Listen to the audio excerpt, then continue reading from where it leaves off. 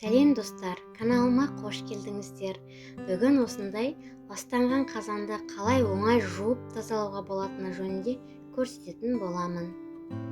Ең алдымен бізге ас содасы қажет болады.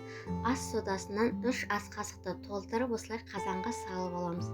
Одан кейін үйіңіздегі бар кез келген кір жуатын соданы қолданатын боламыз. Яғни мен осы миф содасын қолдандым. Одан да 3 ас қасықты осылай салып аламын. Және де үйдегі кір жуудан қалған осындай қалдық сабындарды қолдандым. Енді қайнап тұрған суымызға осы қазанымызды осылай толық батқанша салып жіберетін боламын. Және де менде су аз болғандықтан оның үстіне қайнап тұрған су құйдым.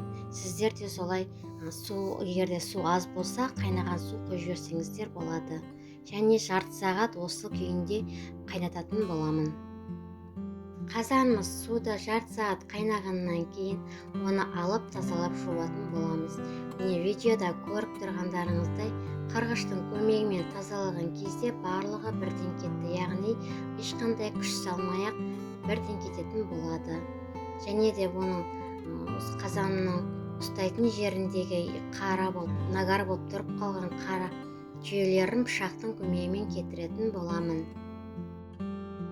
Осы қазанды қайнатқан суға үйіңіздегі бар кез келген кір ыдысты немесе май қатқан ыдыстарды салып жуып алсаңыз тап-таза болып жалтырап шығатын болады.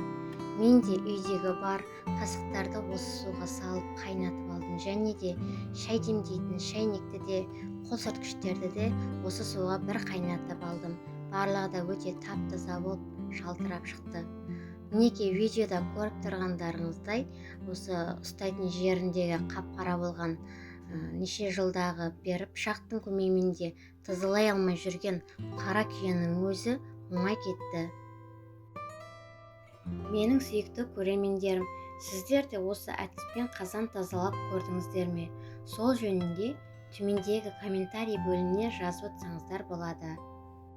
Міне видеода көріп тұрғандарыңыздай қазанның ұстайтын жерінде қара күйенің өзі кетіп, қазаным жалтырап тап-таза болып шықты. Сіздер де осы әдіспен қазан тазалап көріңіздер.